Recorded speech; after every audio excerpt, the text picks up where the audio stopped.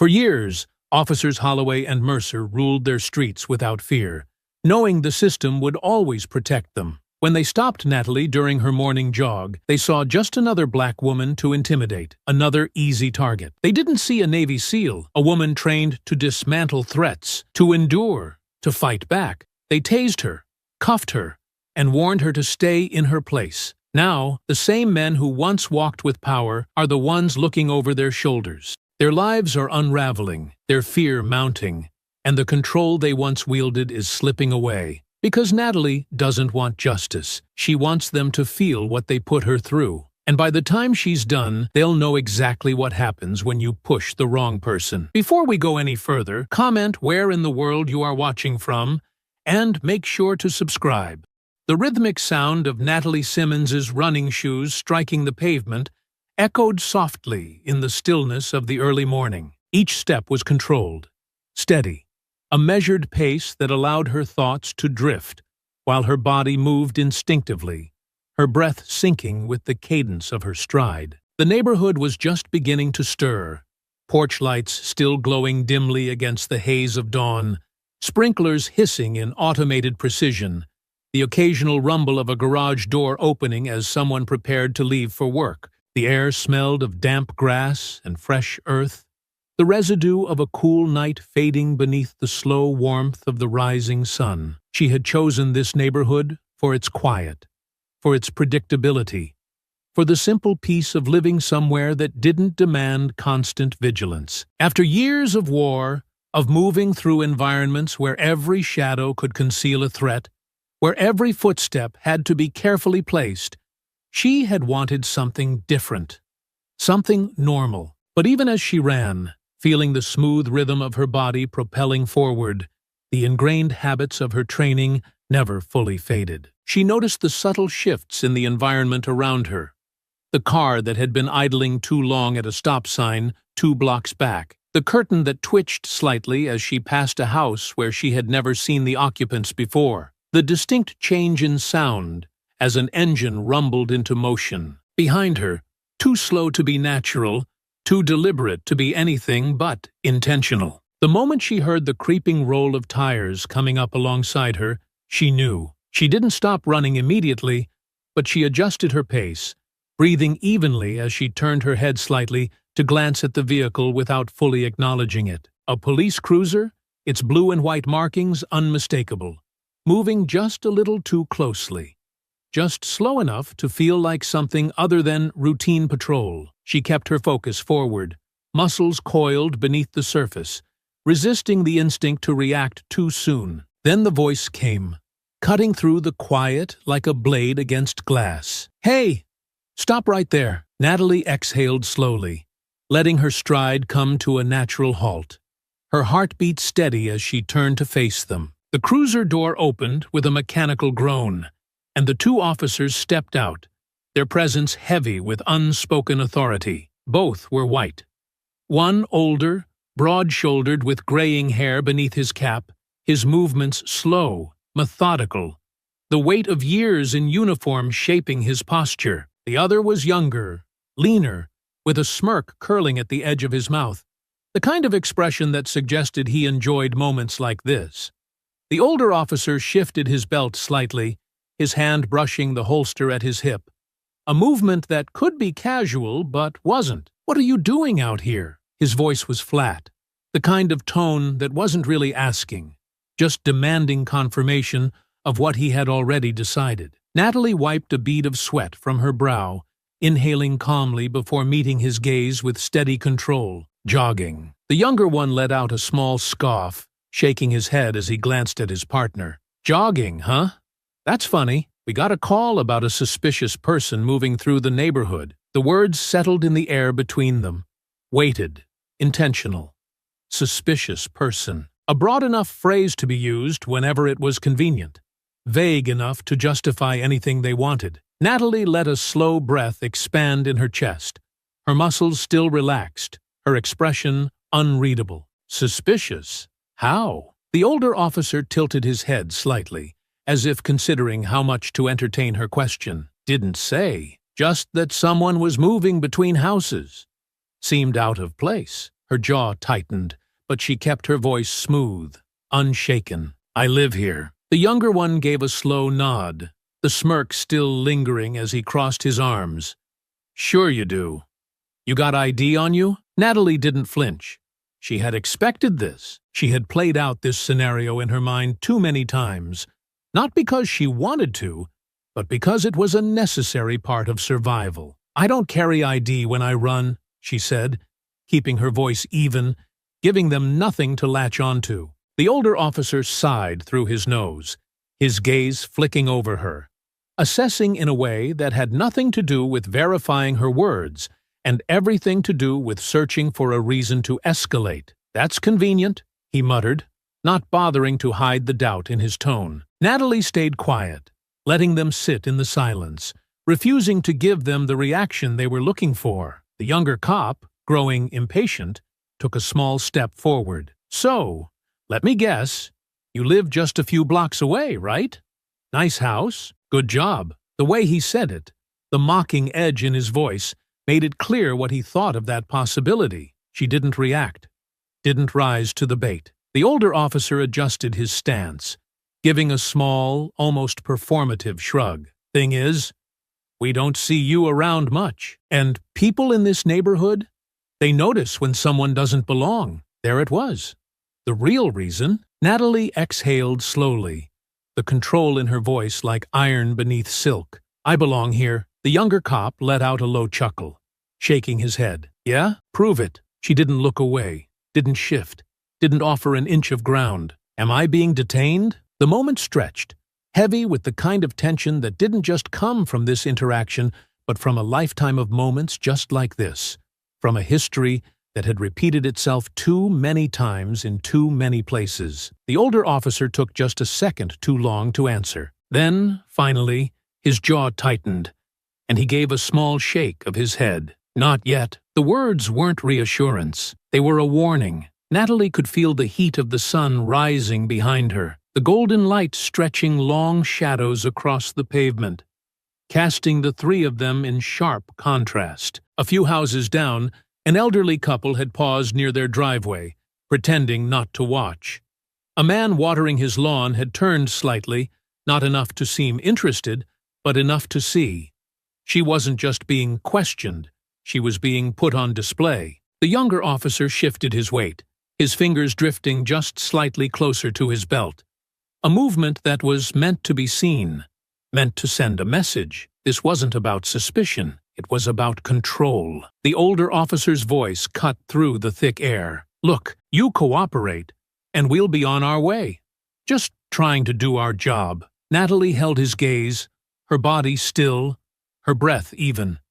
She could have played along, could have nodded, smiled, made them feel like they had won so they would let her go. But she was tired of playing that game. The younger cop exhaled sharply, shaking his head. "Come on, lady.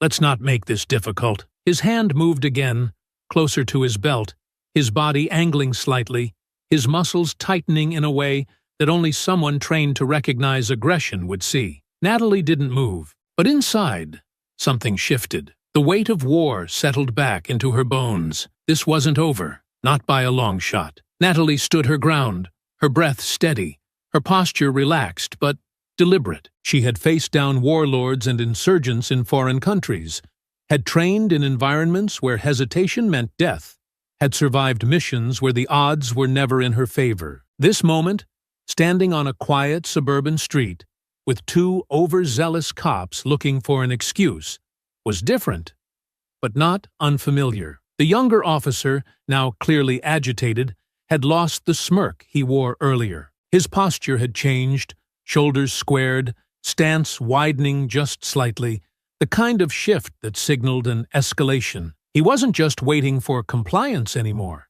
He was waiting for defiance. The older officer, though quieter, was no less dangerous. Natalie could tell he was the one making the real decision.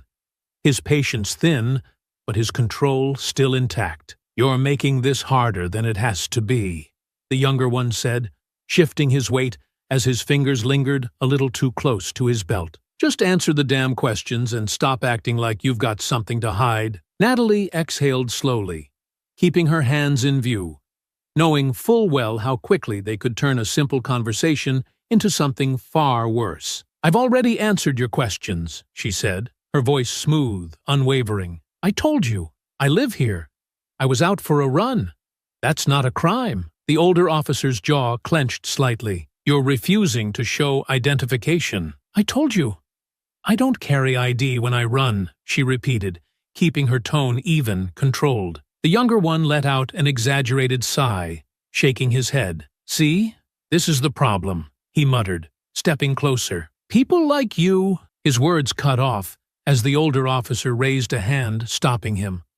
There was no real concern in his face, only calculation. He was weighing the situation, deciding how far they could push before they had to back off. His gaze flicked down the street, noticing the subtle attention they were drawing. The elderly couple in their driveway, the man with the hose still watering his already drenched lawn, the silhouettes shifting behind nearby windows. They didn't like an audience, but they weren't about to let her walk away either. The older officer turned his attention back to her, sighing through his nose. "All right," he said, voice deceptively casual. "Let's make this easy. Turn around, hands on your head." Natalie's fingers curled slightly, the first flicker of fire heating beneath her skin. "What's the charge?" "You're obstructing an investigation," he replied, his expression unreadable. "We're detaining you until we can verify your identity." Detaining. Not arresting. Not charging. Just taking her in, removing her from the street, making sure she knew exactly where she stood. The younger officer's smirk returned. "Unless you want to resist," he added, his hand now resting fully on his belt, fingers grazing the handle of his taser. Natalie knew how this worked. If she complied, they'd parade her through booking, humiliate her, make sure the neighborhood saw her in handcuffs. If she resisted, even in the slightest way, they'd escalate, claim she was a threat, use force. Either way, they got what they wanted. Dominance, control, power. Her pulse remained steady, her breathing calm, even as her body tensed with the instinct to fight back. But she wasn't stupid. She wasn't reckless. "I'm not resisting," she said, lifting her hands slightly but making no move to turn. "I'm asking what authority you have to detain me without cause." The older officer's mouth pressed into a thin line. "Last chance." She didn't move. The younger officer scoffed, shaking his head. "This is what I was talking about. I told you she was casing houses." The older officer nodded slightly, as if convincing himself. "Yeah." And refusing to cooperate. Natalie clenched her teeth. This was a game to them, a performance, one designed to justify whatever they had already decided they were going to do. The older officer lifted his radio to his mouth. "Dispatch, we've got a possible suspect refusing to cooperate. Send additional units." Natalie's jaw tightened as she heard the faint crackle of the radio in response. They were calling for backup, not because they needed it, but because they wanted to escalate, wanted to turn a simple stop into a public spectacle. It didn't take long.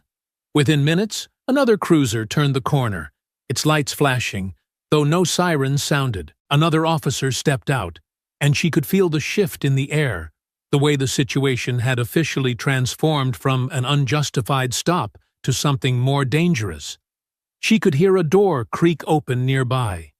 Someone was recording. Good. She could hear the backup officer's voice as he approached. "What's the situation?" The older officer didn't even hesitate before replying. "Possible suspect for casing houses.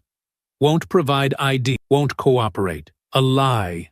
Delivered effortlessly. The backup officer nodded, his hand already resting on his holster as he took position behind the others. Natalie took a slow breath. "I told you. I live here." The younger officer scoffed. "Then why are you being so difficult?" Her voice was like steel. "Because I know my rights." There was a flicker of something in the older officer's face. Annoyance, impatience, maybe even amusement at her defiance. Then, before she could process his next move, the younger officer's hand darted to his taser. She saw it just a fraction of a second before he fired. The sharp pop of the electrodes firing rang out through the street. A searing bolt of electricity tore through her body, locking her muscles in place as white-hot pain exploded through her limbs. Her knees buckled, Her breath left her in a choked, involuntary gasp, her body hitting the pavement hard. The world blurred around the edges, the asphalt rough beneath her cheek, the scent of burned ozone thick in the air. Distantly, she heard voices. "Get her hands! Stop resisting!" Hands grabbed at her, yanking her arms behind her back, forcing them into steel restraints. Her vision swam as she sucked in air, the lingering current still making her limbs tremble. Even through the haze, she could hear the murmurs of neighbors, the mechanical clicks of phones recording, the scattered voices whispering words she couldn't quite make out. She hadn't resisted, and still, here she was, face down on the pavement, hands in cuffs, being dragged into the back of a police cruiser for no reason other than existing in a neighborhood they didn't believe she belonged in. The pavement was rough beneath Natalie's cheek, the sting of the taser still rippling through her limbs like an aftershock. She focused on her breathing, keeping it steady even as her muscles twitched involuntarily from the residual charge. The weight of a knee pressed into her back, shoving her harder against the ground, her arms wrenched behind her, metal cuffs biting into her wrists. She could hear them muttering above her, their words clipped, movements rehearsed, a well-oiled machine executing the steps they had done countless times before. "Stop resisting!" She wasn't resisting. She hadn't moved since they had taken her down, her body still sluggish from the voltage tearing through her nervous system. But that phrase, "stop resisting," was for the crowd now gathering, for the bystanders who had emerged from their homes, drawn by flashing lights and raised voices. It was a line meant to justify everything they were doing. A murmur rippled through the growing audience. Neighbors, early risers, people who had been drinking coffee in their kitchens and stepped outside when they heard the commotion. Some had their phones raised, cameras pointed at the scene, but no one spoke up. No one stepped forward. Natalie's breathing remained steady, her eyes scanning what little she could see from the pavement. Faces, partially obscured by the glare of morning light, stood frozen on their porches, in driveways, on sidewalks. Some looked concerned, others wary, but none moved. She knew why. She had seen it before.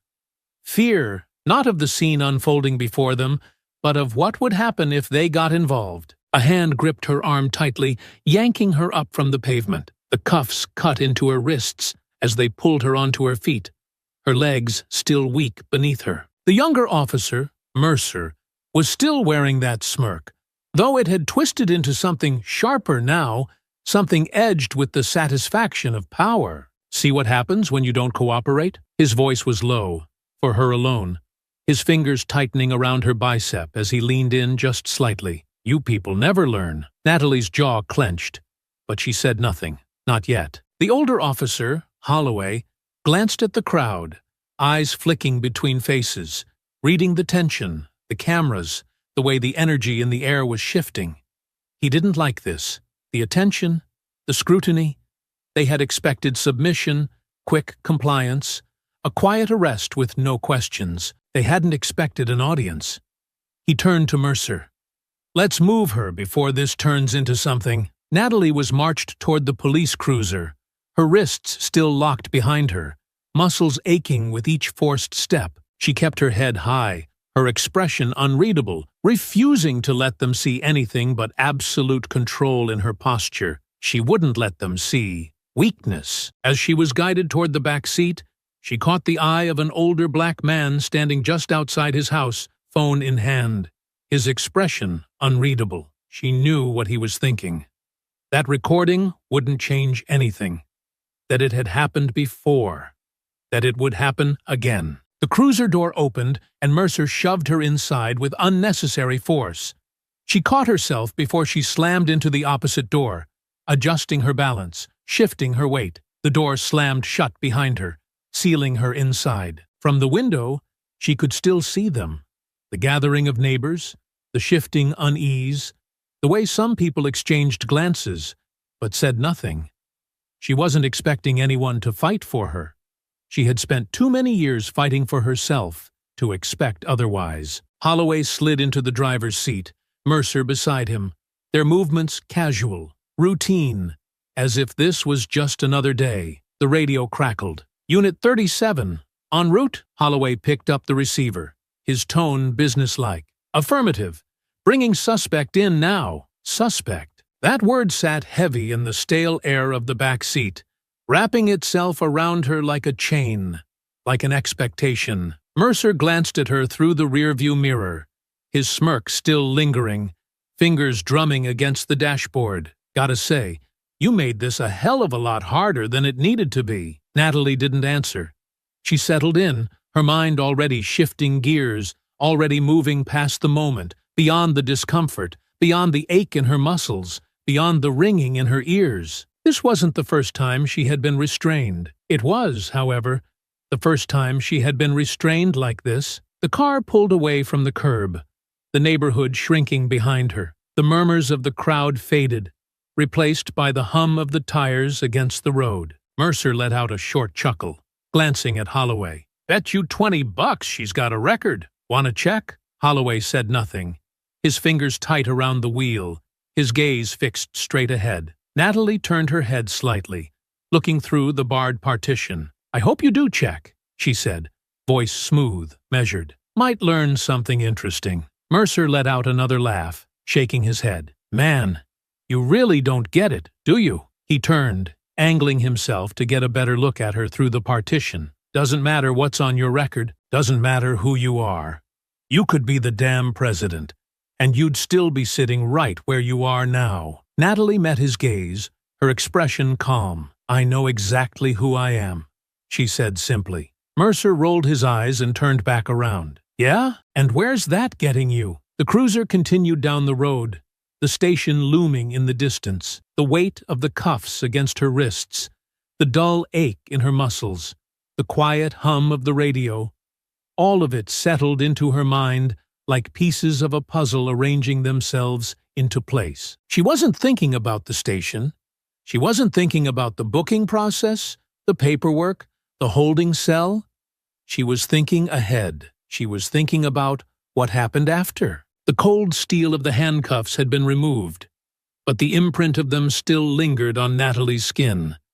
The dull ache in her wrists, a reminder of how quickly power could be abused. She sat in a small, windowless room at the police station, the walls a lifeless shade of gray, the overhead fluorescent lights buzzing faintly above her. The table in front of her was scratched, dented with years of use, its surface marred by old scuffs and deep-set scratches. It was the kind of room designed to make people feel small, to press them into silence with nothing but the weight of stale air and isolation. Natalie was neither small nor silent. She had been left in that chair for over an hour, with no explanation, no officer stepping in to formally charge her, no paperwork slid across the table demanding a signature, just deliberate waiting. The kind meant to wear a person down, to make them question whether pushing back was worth the fight. She had endured this tactic before, though in far worse places, under far worse circumstances. Sitting here, cuffed for jogging in her own neighborhood, was almost laughable in comparison. Almost. The door finally creaked open, and Holloway walked in, moving with the slow, measured confidence of a man who had done this more times than he could count. His uniform was crisp, his belt perfectly adjusted, every inch of him carrying the smug assurance of someone who believed himself untouchable. He pulled out the chair across from her, the metal scraping loudly against the tiled floor, and sat down, exhaling as though this was nothing more than a minor inconvenience for him rather than an outright abuse of authority. "Well," he said, settling back in his chair, his voice thick with condescension, "looks like you're clean." Natalie didn't react, her expression as unreadable as stone. Holloway tilted his head slightly, studying her the way one might a stray dog that refused to cower. He was testing her, waiting for a flinch, waiting for the moment she let frustration or fear slip through the cracks. He was going to be disappointed. "You're free to go," he continued, lacing his fingers together in front of him. "No charges. Just a misunderstanding." A misunderstanding. Natalie let the words settle between them, as hollow and weightless as the excuse itself. She had been tackled, tased, and handcuffed in the middle of her own neighborhood, dragged here without cause, and now they expected her to walk away like it had been nothing more than an unfortunate mistake, a clerical error that could be brushed aside with a shrug. "You tased and arrested me because I was jogging," she said, her voice steady, controlled. Holloway's smirk didn't waver. "Because you refused to cooperate." There it was, the same justification, the same gaslighting, the same twisted narrative that always got spun in situations like this. The burden of compliance was always placed on the person being harassed, never on the officers doing the harassing. Natalie held his gaze, unmoving. Holloway leaned forward slightly, lowering his voice as though offering a piece of well-intended advice. "Look, I'll be straight with you. This doesn't have to turn into a thing. You keep your head down, you won't have any more problems.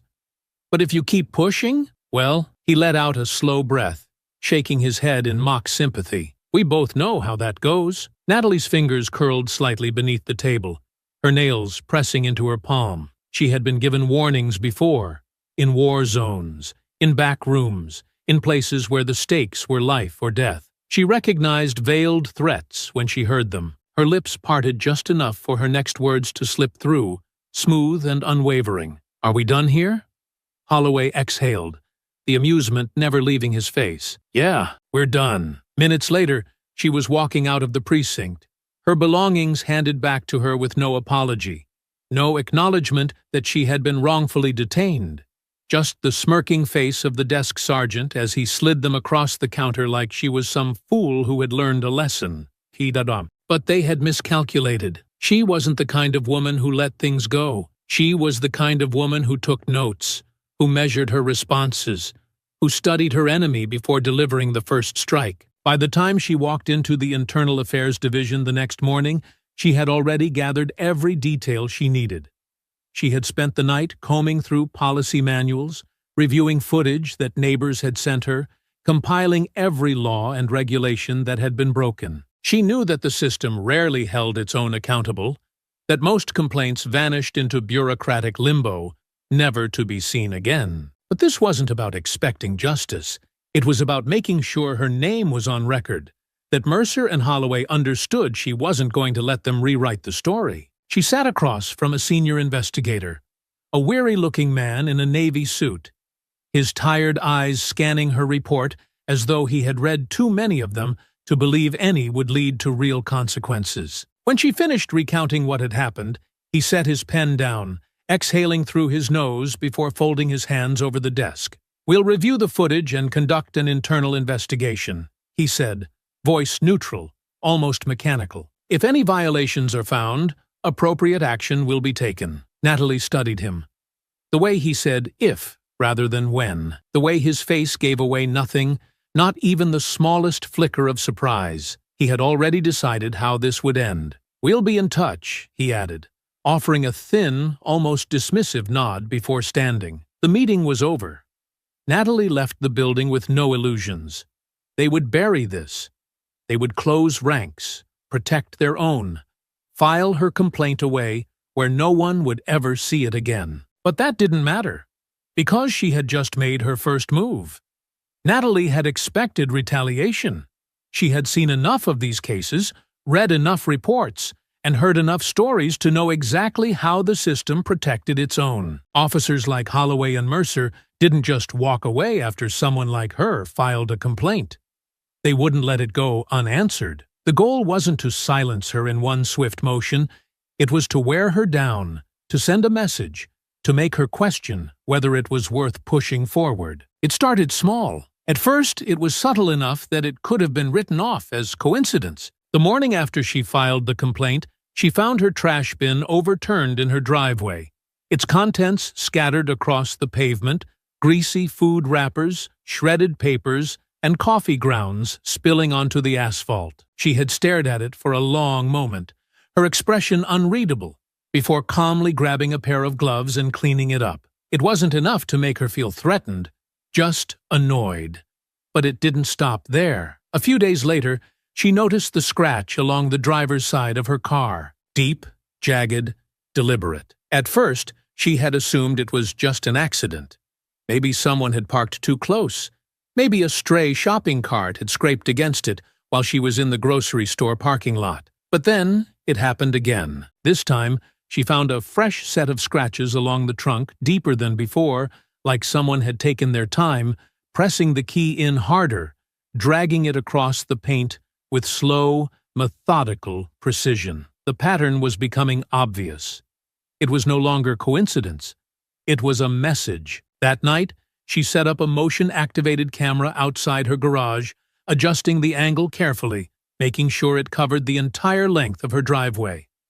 She didn't expect to catch anything immediately, but she wasn't the type to sit back and wait. She would watch, observe, and gather evidence the same way she had done in hostile territories overseas. By the end of the week, it escalated again. Natalie woke early, stepping outside just as the first traces of dawn stretched across the sky, the cool morning air wrapping around her skin. As she walked toward her car, she felt it before she saw it.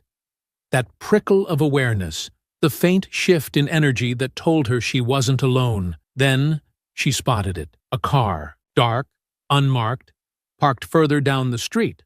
Not directly in front of her house, not close enough to be obvious, but positioned just well enough that it had a clear view of her home. It wasn't a neighbor's car. She knew every vehicle that came and went on her block, and she had never seen this one before. She paused, her gaze trailing over its tinted windows, the idling engine barely audible in the morning stillness. She waited a few seconds.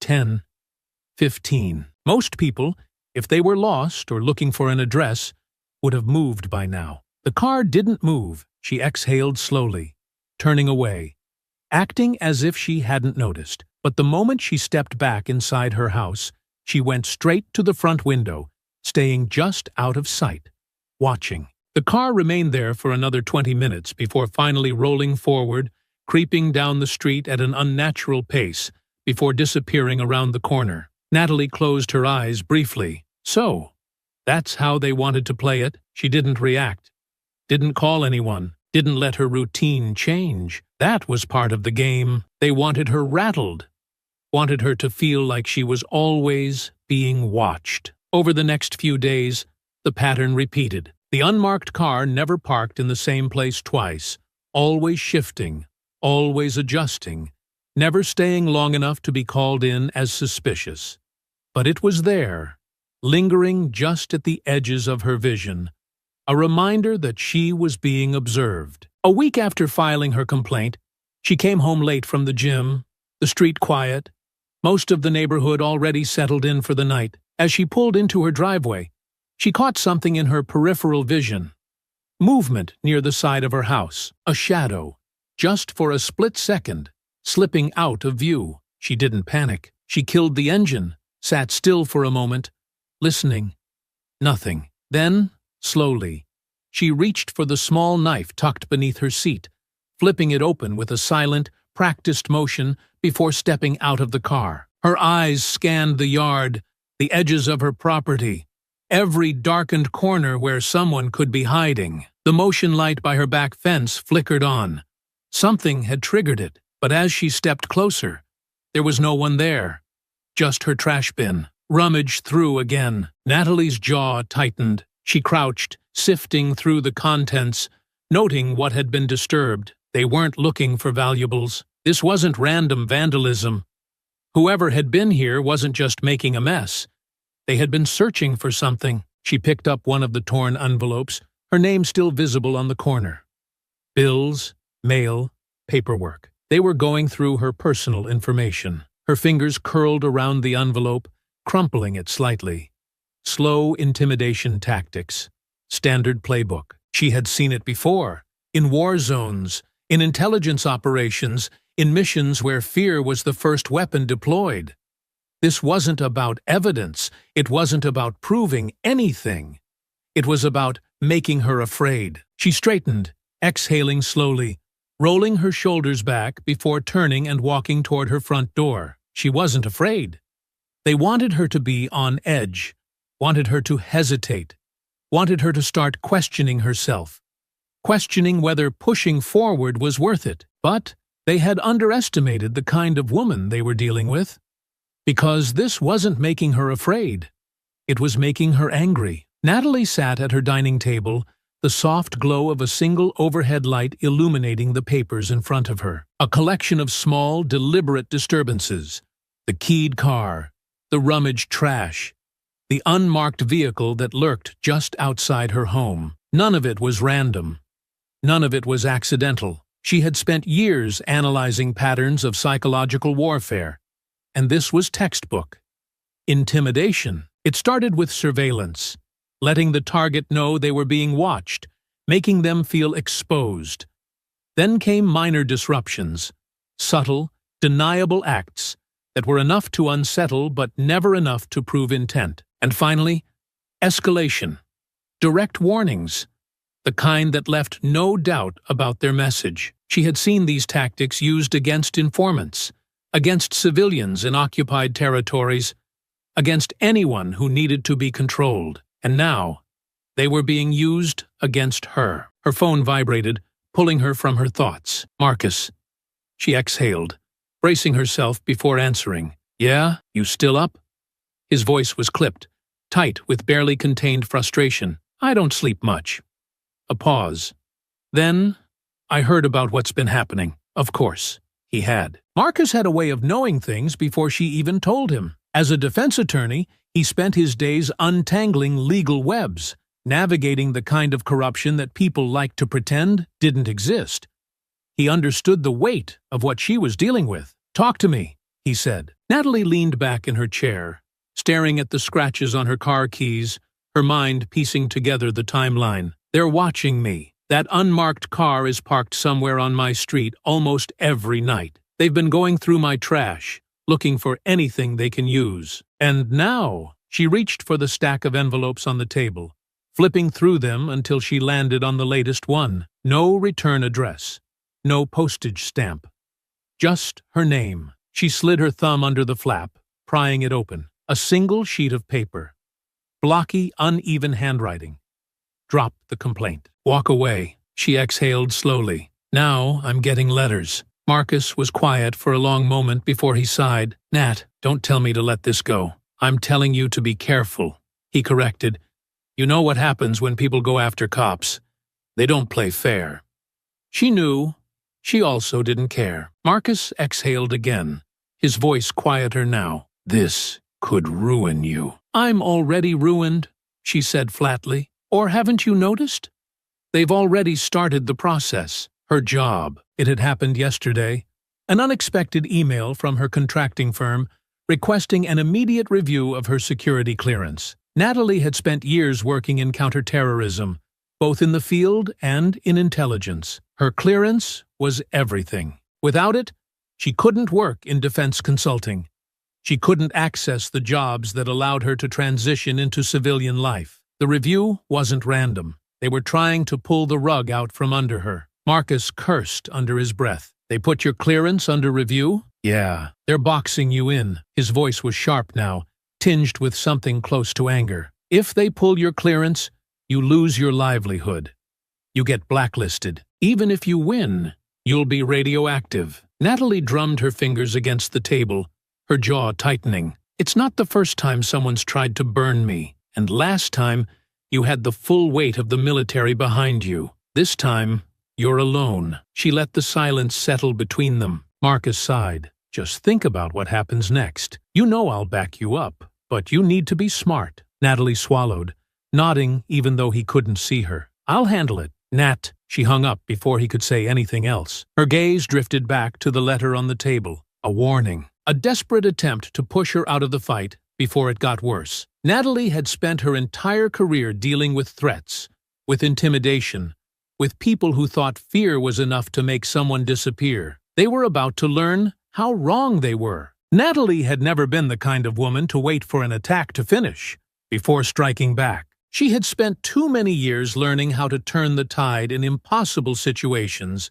how to take apart enemies not by force alone, but by precision, by understanding their weaknesses Before they even realized they had been exposed. She had let Holloway and Mercer play their little game long enough. It was time to return the favor. She didn't go back to the police station. She didn't call internal affairs again. She didn't waste time pleading for justice from a system designed to protect the men who had put her on the pavement in cuffs. Instead, she made a call of her own. Angela Reyes picked up after the second ring. "Please tell me this isn't a social call." Natalie smirked slightly.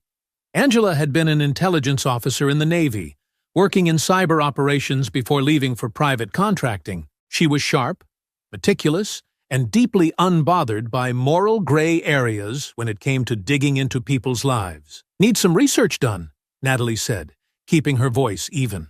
Angela made a noise of amusement. "You don't do research. You do recon, which means someone pissed you off." Natalie leaned against her kitchen counter, staring out the window where, just as she expected, the unmarked car was back. A different spot tonight, half hidden behind another vehicle, but still there.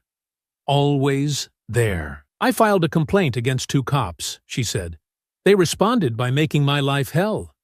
I need to know who they are, where they break the rules, what makes them nervous." Angela hummed thoughtfully. "Names? Holloway and Mercer. Brent Holloway. Doug Mercer, local PD." There was a brief pause, then the sound of typing, quick and fluid. The background hum of a woman who had done this 1,000 times before. "All right," Angela said after a moment. "I'll call you back when I have something." She hung up without another word. Natalie set her phone down and exhaled, rolling her shoulders. She had spent the last week reacting. It felt good to be the one making the first move. The weaknesses appear. Angela didn't take long. 3 hours later, her phone buzzed again. "You were right," Angela said, without preamble. "They've got skeletons." Natalie's lips pressed into a thin line. "Talk to me." "Holloway first," Angela said, her tone shifting into something more clinical. "He's been with the department for almost 20 years. On the surface, his record looks clean. Commendations, community outreach work, the usual PR nonsense. But when you start looking at his financials, things get interesting." Natalie's grip on the phone tightened slightly. "How interesting?" "He's involved in some off-the-books real estate deals. Properties flipping under shell LLCs. Cash deposits that don't quite match up with his salary. I don't have hard proof yet, but from what I'm seeing, he's either taking money under the table or running something dirty through those properties. Cops don't make enough to afford that many investments without help." That was good. That was very good. "And Mercer?" Angela snorted. "Mercer is just a mess. He's got a gambling problem. Nothing huge at first, but over the last 6 months, he's been bleeding money. Poker, online sports betting, underground stuff. He's in debt, and from the looks of it, he's in over his head. He's been making big withdrawals from his savings, but it's not covering what he owes." Natalie's mind was already working through the implications. Holloway was controlled, careful, the kind of man who wouldn't react unless he felt cornered. Mercer, though, if he was already desperate, he would break first. Angela sighed. "I can keep digging, but this is enough to work with." "It is." Angela hesitated. Natalie closed her eyes briefly. She knew what was coming. "This doesn't end clean," Angela said, her voice quieter now. "You know that, right?" Natalie opened her eyes, looking back at the shadowed car sitting just down the street, the same people who thought they could intimidate her into silence. She smiled, slow and deliberate. "I'm counting on it." Natalie didn't believe in luck. She believed in strategy, in patience, in knowing exactly where to apply pressure and watching the results unfold. Holloway was a careful man, someone who played by the rules just enough to keep himself clean while working in the margins where no one was supposed to look. That was his weakness. He thought he was untouchable. Men like him relied on the illusion of control. They built walls around their secrets, convinced themselves that as long as they followed their own rules, they would never be exposed. Holloway was smart, but he wasn't careful enough. He thought the power he wielded came from his badge, from the system that protected him. But Natalie had seen men like him fall before, not from loud public takedowns, but from the slow, creeping realization that their safety was nothing more than a lie they had told themselves. She started small. "Angela, I need a favor." The other woman sighed on the other end of the line, the sound of fingers flying over a keyboard in the background. "That's how all your calls start. What am I looking for? I want to hit Holloway where it hurts, but I don't want him to see the swing coming." A pause. Then, "Money?" Natalie smirked. "Always." Angela hummed thoughtfully, already scanning through records. "All right, let's see what your boy is hiding. Cops like him don't live on their salaries alone. They either have side hustles or they're getting kickbacks from somewhere. Give me a few hours." Natalie didn't need a few hours. She already knew. The first crack appeared in the form of an anonymous tip to a local investigative journalist. A simple email, untraceable, vague enough to stir interest but detailed enough to start the process. The article dropped the next morning, a quiet but deliberate ripple in the local news. No names, no direct accusations, just a headline that hinted at something rotten beneath the surface. Undisclosed property transfers raise questions about law enforcement, involvement in local real estate deals. It was the kind of thing that people dismissed until they didn't. Holloway's day started like any other. He walked into the precinct, nodded at the officers who greeted him, poured himself a cup of coffee from the half-empty pot in the break room. But by the time he got to his desk, the first email was already waiting. An internal memo from the department. A request for clarification on his financials. Not an accusation. Not yet. Just a small, insidious tug at the edges of his confidence. Natalie imagined the way his jaw clenched when he saw it. The slight stiffening of his shoulders as he realized someone was looking at things they weren't supposed to see. That was the first move. The second was more direct. 2 days later, Holloway arrived at one of his properties to find a "for sale" sign planted firmly in the front yard. He stood there for a moment, blinking in confusion, before irritation set in. He yanked the sign from the ground, inspecting it like it would tell him how it got there. His phone buzzed before he could even process the thought. "Yeah," he answered gruffly. "Brent? This is Mark over at Sunrise Realty. I just got a few inquiries about the listing on—" "There is no listing," Holloway cut in sharply. A pause. "Well, that's funny, because it's been posted on half a dozen real estate sites. Your name, your number attached." Holloway inhaled through his nose, already pulling up his phone, scrolling through search results. His fingers tightened around the device as he saw them. Multiple postings.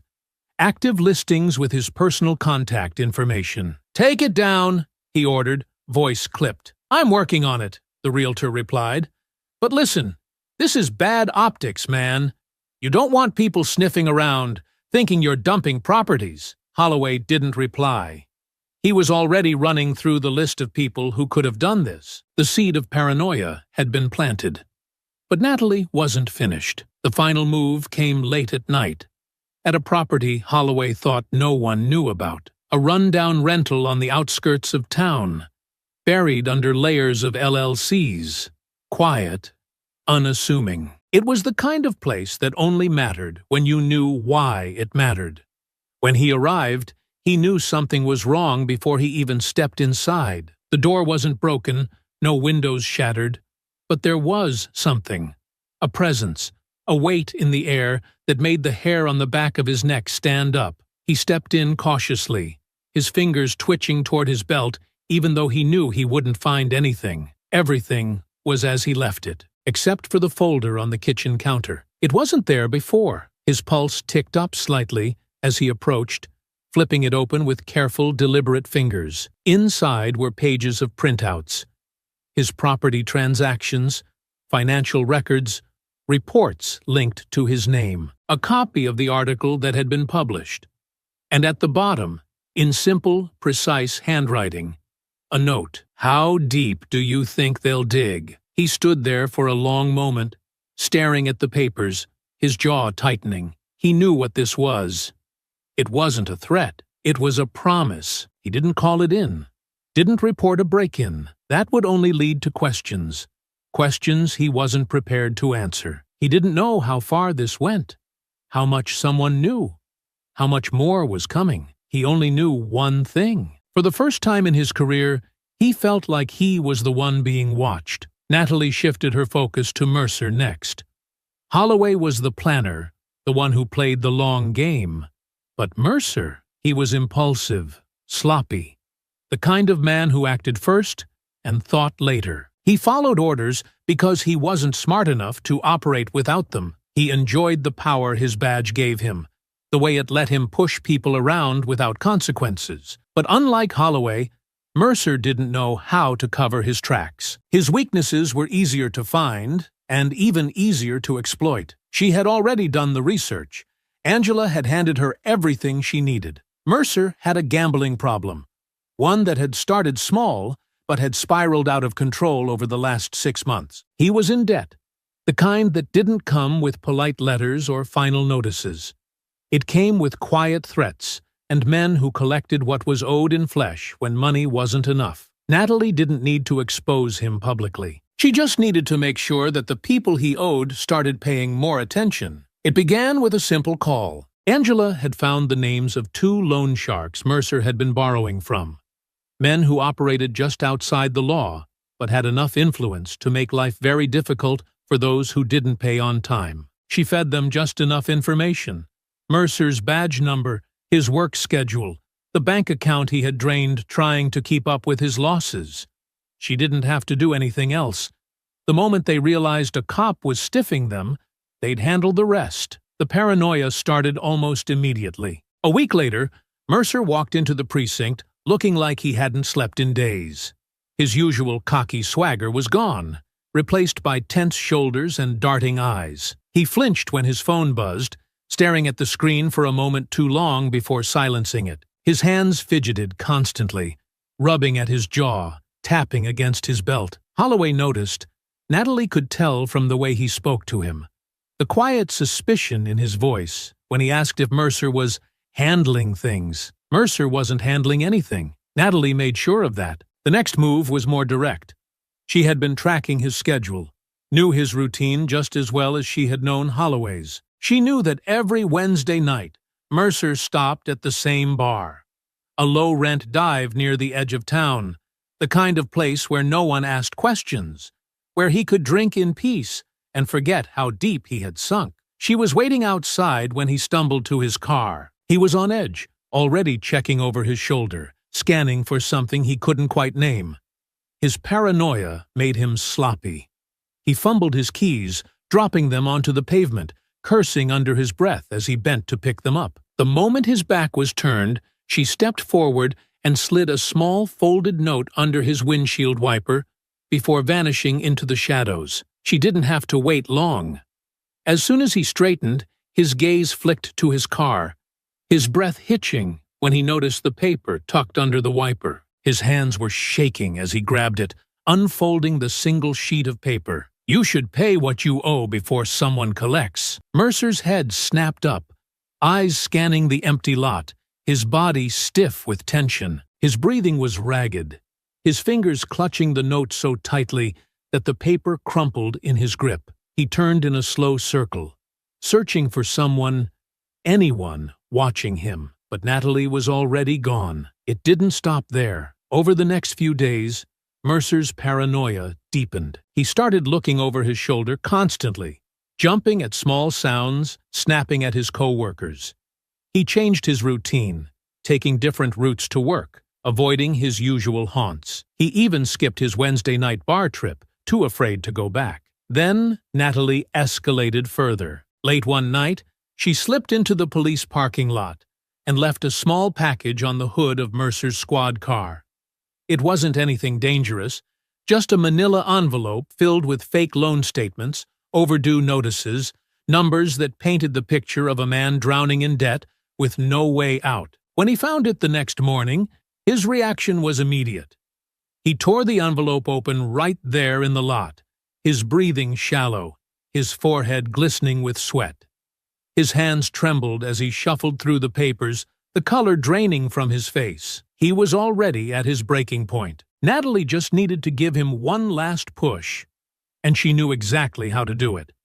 Mercer was unraveling. The once arrogant cop who had sneered down at Natalie as he tightened the cuffs around her wrists was now a man barely holding himself together. The paranoia was eating at him, his usual bravado stripped away by the mounting fear that he was being watched, that the people he owed money to weren't going to wait much longer. Natalie could see the cracks widening with each carefully placed move. The fake overdue notices, the anonymous warning under his windshield, the unshakable feeling that something was closing in on him. It had all worked exactly as she had planned.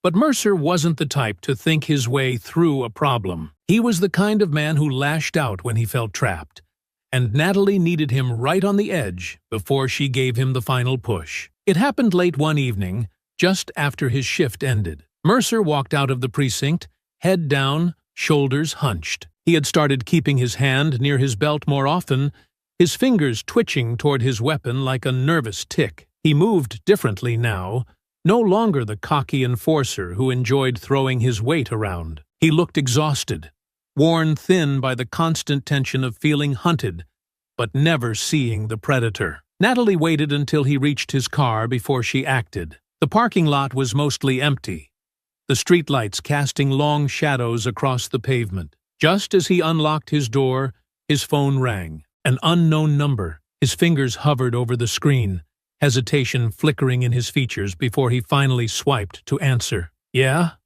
His voice was tight, laced with unease. Silence. Then, a distorted voice, low and grainy. "Your time's running out, Mercer." His breath hitched. "Who the hell is this?" No response.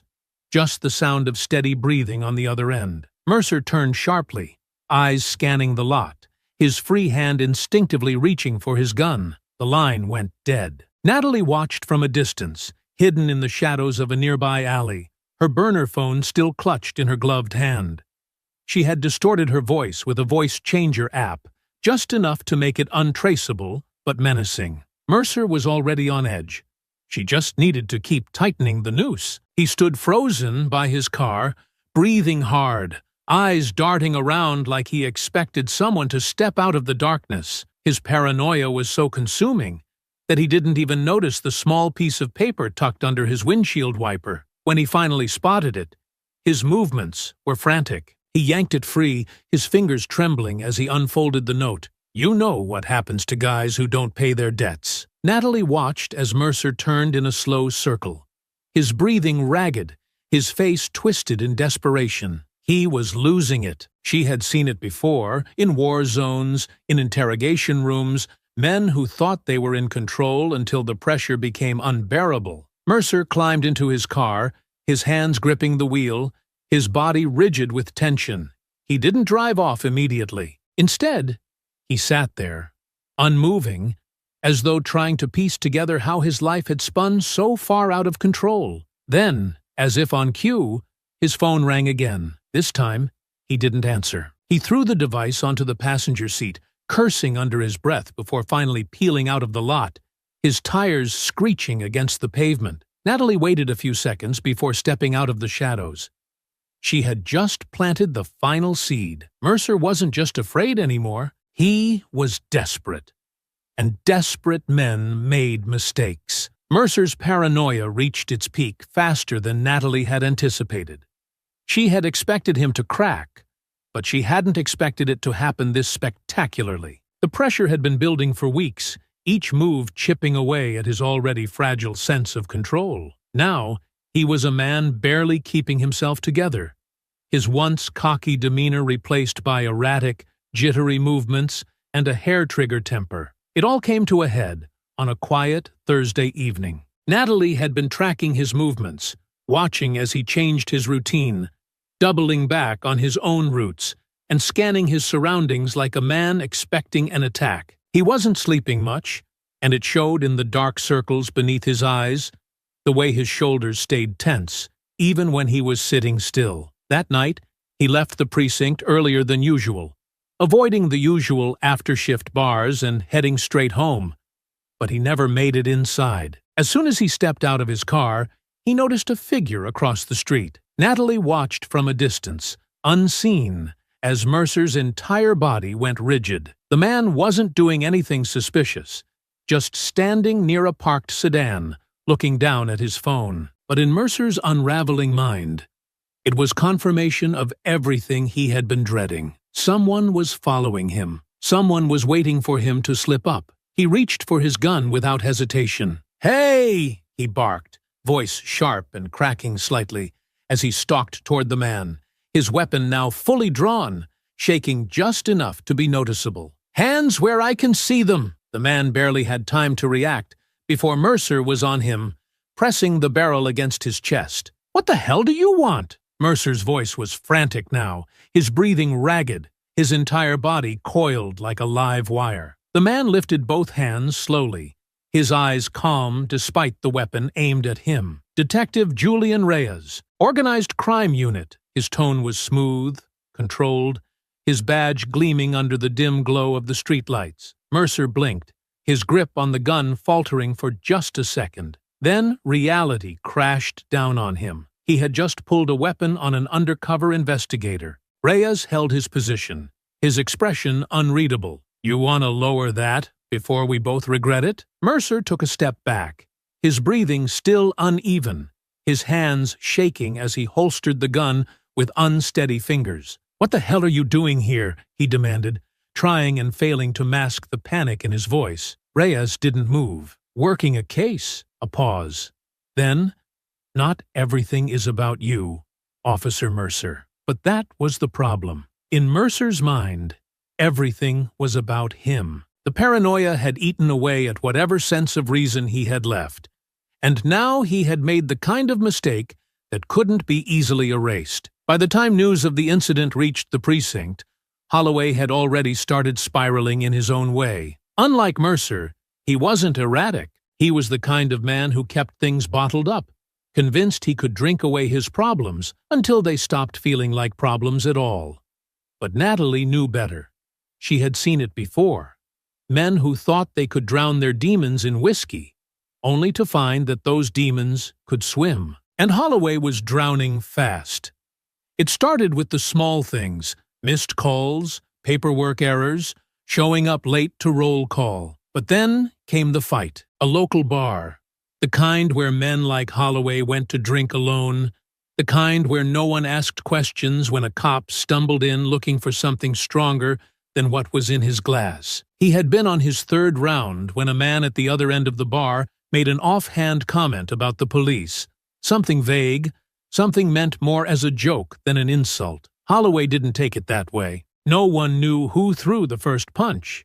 But by the time it was over, Holloway was on the ground, blood trickling from his lip, his badge barely still clipped to his belt. His suspension was announced the next day. Natalie watched it all unfold with the kind of satisfaction that came from knowing her plan was working. Mercer had just torched his reputation, and Holloway had let his temper make the decision for him. Neither of them was thinking clearly anymore. Every move they made now would be dictated by fear, by anger, by the suffocating weight of not knowing who was pulling the strings. She should have felt like she had won. But Marcus had a different opinion. "You're walking a fine line, Nat." His voice carried through the phone, low and serious in a way that made her pause. She sat on her couch, staring out at the street, watching as the unmarked car that had been shadowing her for weeks was nowhere to be found tonight. They had other things to worry about now. "I'm handling it," she said evenly. Marcus sighed. "Are you? Because from where I'm standing, you're pushing them exactly where you want them. But what happens when they push back? They already did. And what happens when they go further?" Natalie didn't answer immediately. She had been so focused on making them feel the fear they had tried to instill in her that she hadn't stopped to consider the endgame. She had been in control from the moment she started this, but control was a slippery thing. If they got desperate enough, reckless enough, she wouldn't be the only one pulling the strings anymore. Marcus sighed again, softer this time. "You sure you're ready for whatever comes next?" She watched the street for another moment, her fingers tightening around the edge of the couch. "Yeah," she murmured. "I am." Mercer was crumbling, But it wasn't enough. Natalie had watched as the paranoia seeped into every part of his life, turning his once arrogant swagger into a jittery, nervous wreck. He had already lost his reputation within the department after pulling his gun on an undercover investigator. The gambling debts had finally caught up to him, and now the men he owed were circling, waiting for their payment. His resignation had been the final sign of defeat. He thought quitting the force would keep him safe, that disappearing from the spotlight would stop the inevitable. But Natalie wasn't done yet. He had spent years hiding behind his badge, wielding it like a weapon against those he deemed beneath him. He had terrorized people, knowing the system would protect him, that complaints would be buried, that his uniform would shield him from consequences. His gambling problem had made him vulnerable, but Natalie wanted him to feel something deeper. She wanted him to feel what it was like to be truly powerless. She started with the bullet casing. It was a simple message, placed carefully on the hood of his car, positioned so that he would see it the moment he stepped outside his apartment. Alongside it, a single note written in clear, bold letters. "You won't see it coming." The reaction was immediate. From her concealed spot across the street, Natalie watched as Mercer stepped out into the cold night air, his head down, rubbing his temples like he was nursing another hangover. His movements were sluggish, unfocused, until his eyes locked onto the bullet casing. His entire body went rigid. His fingers twitched at his sides, hesitant to even touch the small, harmless piece of metal sitting there like a death sentence. His eyes darted around wildly, scanning the empty lot, searching the shadows, his breath hitching in short, erratic bursts. "Who's there?" His voice cracked, raw with exhaustion and fear. Natalie remained silent. Mercer swallowed hard, grabbing the casing with shaky fingers, flipping it over in his palm like he expected it to reveal an answer. His head snapped up again, and his hand instinctively went to his hip, only to find that there was nothing there. No gun, no badge, no authority to fall back on. She let him stew in the fear for a little longer, before stepping forward, just enough for him to see her. His breath left him in a sharp exhale, his body stiffening as recognition settled in. "You," his voice barely came out, hoarse and filled with disbelief. Natalie didn't give him time to recover. She moved fast, closing the distance between them before he could process what was happening. A brutal, calculated strike to his ribs sent him stumbling back against his car, wheezing as pain shot through his body. His hands flailed, trying to steady himself, but she was already on him again, driving a knee into his stomach. He gasped, doubling over, his forehead pressing against the cold metal of the car door. "You like putting people on the ground, don't you?" Her voice was calm, measured, the same way his had been the night he and Holloway arrested her. "Let's see how you like it." Before he could recover, she swept his legs out from under him. His body hit the pavement hard, his head bouncing slightly against the concrete. He groaned, rolling onto his side, coughing violently. "Stop!" She crouched beside him, grabbing his collar and yanking him up just enough so that their faces were inches apart. "You think I don't know who you are," she said, her voice low, almost conversational. "You think I didn't find out about every single person you harassed, every complaint you buried, every report that got lost?" His bloodshot eyes widened slightly, panic flashing across his face. "I have all of it," she continued, tightening her grip. "Every excessive force complaint, every misunderstanding that ended with you beating someone down because you thought no one would hold you accountable. You," he coughed, his breath shallow, "you don't know." She let go abruptly, letting his head hit the pavement again. "You should turn on the news in the morning," she said, standing up.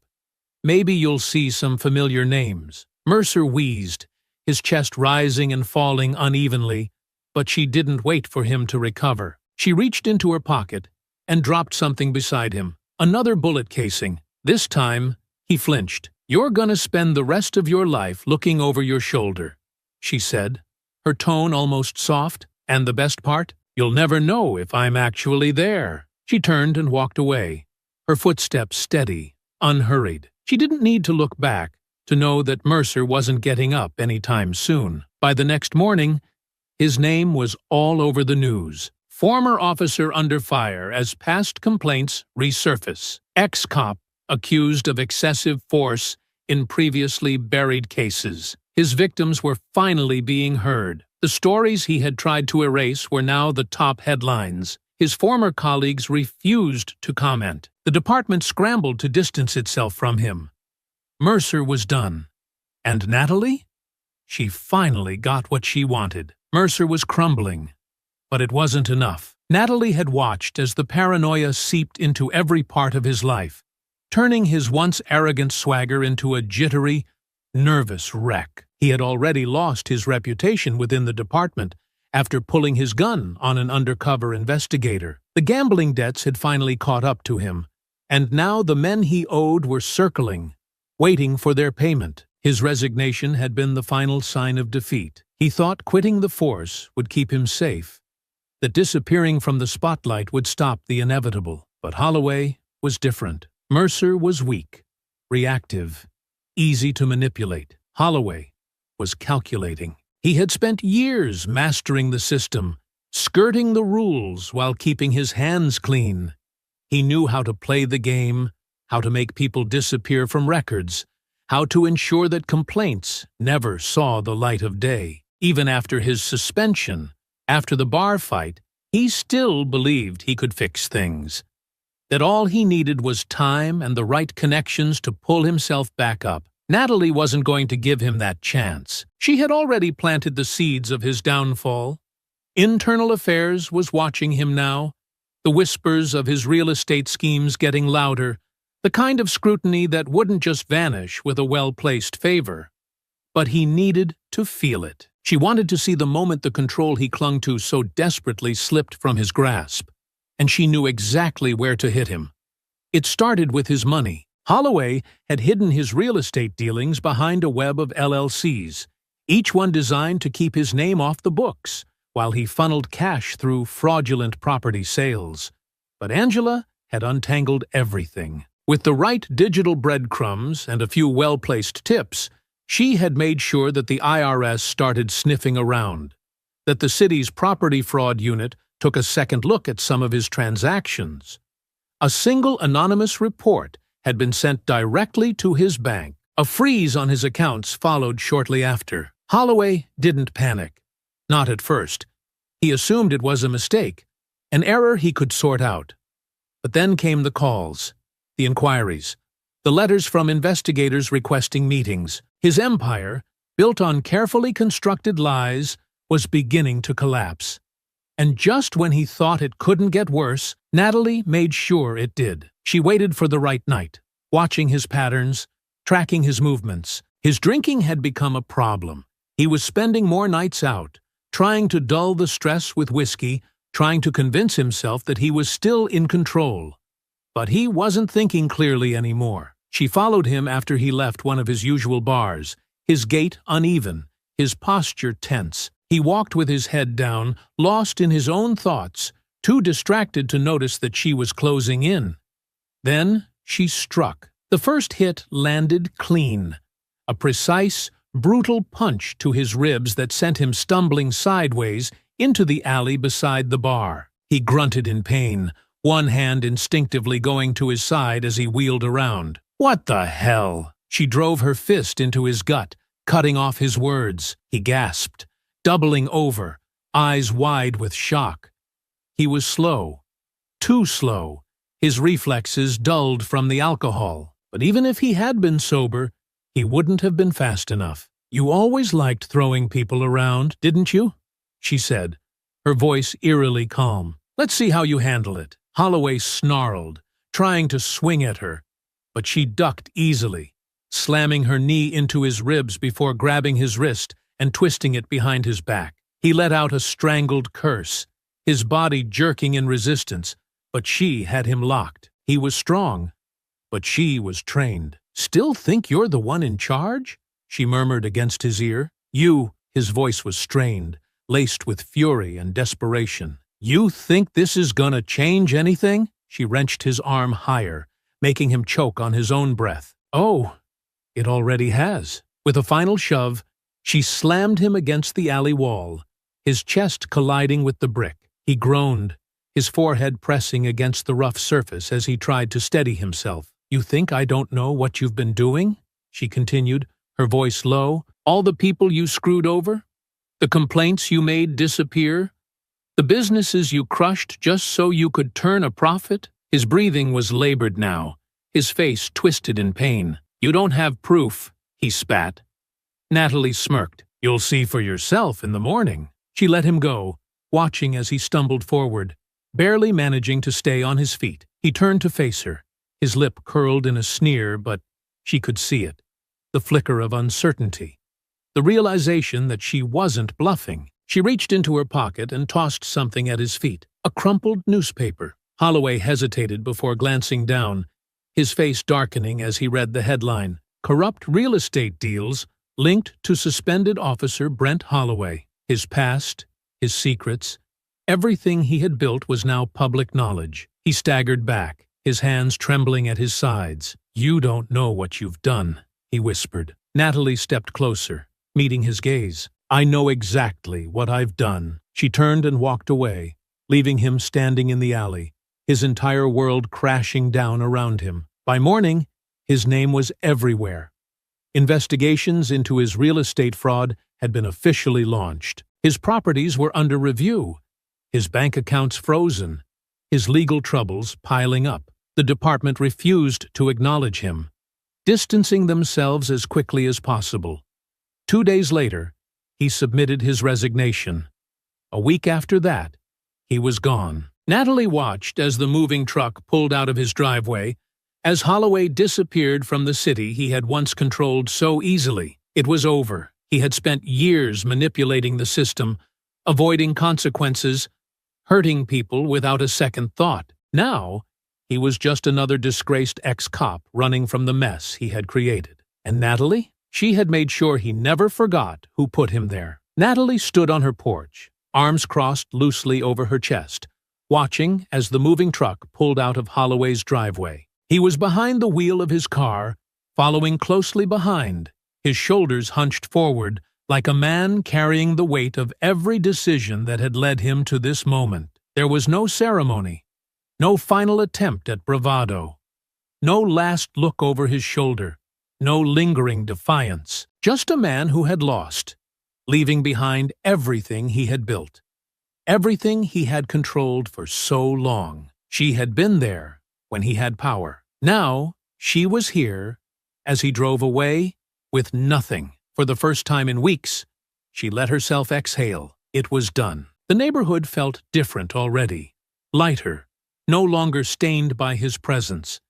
The creeping anxiety she had carried with her, the feeling of being watched, of waiting for the next move, was gone. The street was quiet, calm in a way it hadn't been since the night everything started. A car door shut behind her, the familiar weight of footsteps approaching across the pavement. "You actually gonna enjoy this moment?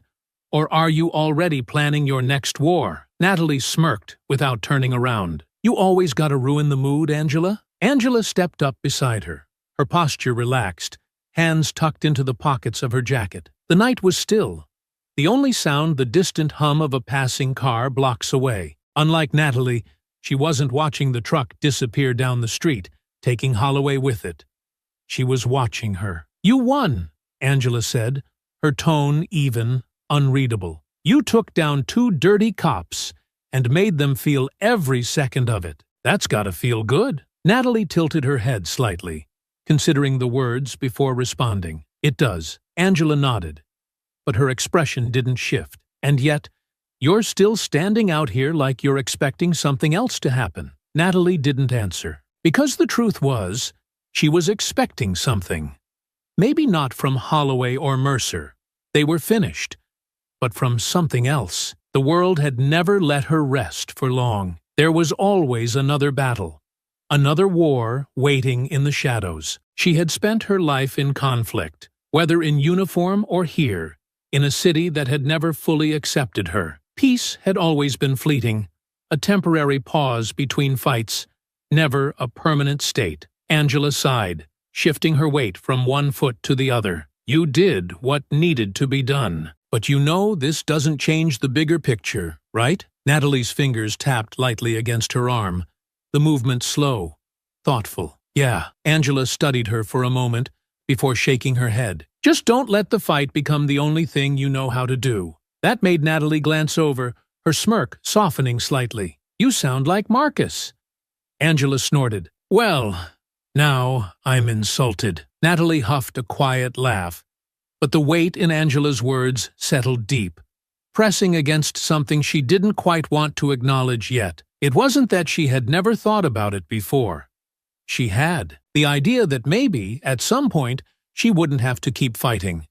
That she could just exist without constantly looking over her shoulder, waiting for the next battle to begin. But when had that ever been true? Even before Mercer and Holloway, even before the military, the world had never given her the luxury of just being. She wasn't sure she even knew what that felt like anymore. They stood in silence for a long moment, watching as the taillights of Holloway's car finally disappeared around the corner. A permanent departure. No lingering threats, no chance of him turning around for one last show of power. He was gone. For good. Angela exhaled, stretching her arms over her head, her posture shifting into something looser, less burdened. All right. Now that your revenge tour is over, I'm getting food. You coming?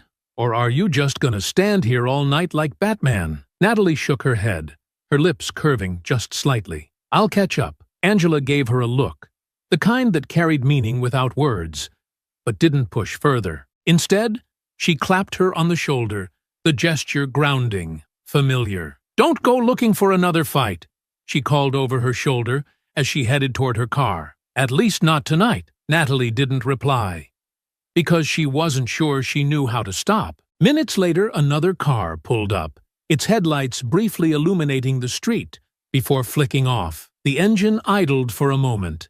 Then the driver's side door opened. Marcus stepped out, his gaze drifting toward Holloway's empty house, the for sale sign still planted in the front yard, like a final, silent declaration that he was never coming back. His lips pressed into a thin line as he took in the sight before turning his attention to Natalie. He didn't look angry. He didn't look relieved, just resigned. He climbed the porch steps slowly, his hands tucked into the pockets of his jacket, his movements careful, as if weighing the words he hadn't yet spoken. When he finally reached her, he stopped beside her, staring out into the quiet street. You did it, he said simply. Natalie nodded once. Yeah. Silence stretched between them, the weight of everything unspoken settling into the night air. Marcus exhaled, rubbing a hand down his face before shaking his head. You know I can't say I approve of all this, he muttered.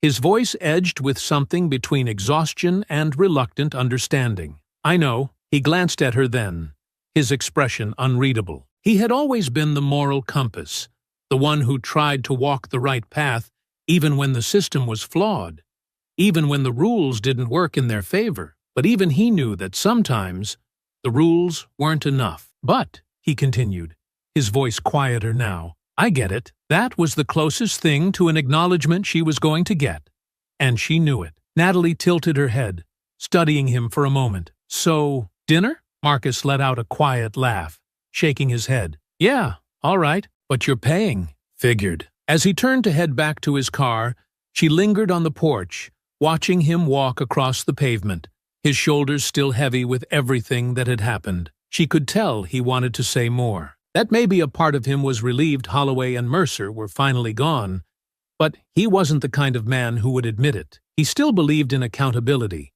in a justice system that, despite its flaws, was supposed to do the right thing. But they both knew that justice had never been meant for people like them. She stayed where she was, letting the stillness of the night settle over her. The street was calm, quieter than it had been in weeks. No unmarked cars parked outside, no messages scrawled on her door, no shadow of a threat looming just beyond reach. She finally felt safe, but she was still ready. She didn't regret what she had done. There were no second thoughts, no guilt gnawing at the edges of her mind. She had done what needed to be done, and she had done it on her terms. She had survived worse, and she knew better than to believe peace would last forever. Natalie let out a slow breath, her fingers tightening around the railing of the porch before she turned. Stepping inside, she locked the door behind her, the click of the deadbolt settling into place with quiet finality. If trouble came again, she would be ready. Because if life had taught her anything, it was that peace never lasted for long. The neighborhood was different now. It wasn't something obvious, not a change people would immediately recognize if they didn't know what had happened. The streets still looked the same, the houses stood as they always had, and the people who lived here still went about their daily lives, walking their dogs, watering their lawns, waving to their neighbors. But there was something quieter in the air, something settled. Natalie jogged through her usual route, her strides even, her breath controlled. It was the same path she had taken the morning Holloway and Mercer had stopped her. The same stretch of road where they had humiliated her, cuffed her, accused her of being something she was not. The last time she had been here, she had been treated like she didn't belong. Now, there was no one left to question her presence. She moved freely, her body relaxed, the tension that had once coiled in her muscles absent, the paranoia that had crept into her daily life, the feeling of always being watched, always being one step away from another confrontation. It was gone. The street belonged to her as much as it did anyone else, and there was no one left to make her feel otherwise. She kept running, her pace steady, her focus forward. By the time she reached her own house, the sun had started to dip toward the horizon, casting long shadows across the porch steps. She slowed her movements, stretching her arms as she took in the quiet around her. There was no car parked just down the block, no unmarked vehicle lingering outside her house, no messages scrawled across her door in crude warnings. For the first time in weeks, she felt what it was like to be truly alone, free of threats, free of the constant weight pressing down on her shoulders. She stepped onto the porch, feeling the solid wood beneath her feet, then reached for the door. As she turned the lock, a faint smile ghosted across her lips, not one of triumph, not of celebration, but of knowing. Because while Holloway and Mercer had spent years believing they could act without consequences, believing that no one could ever touch them, they had learned that some fights couldn't be avoided, and some people, they weren't meant to lose. I hope you enjoyed that story. Please share it with your friends and subscribe so that you do not miss out on the next one. In the meantime, I have handpicked 2 stories for you that I think you will enjoy. Have a great day.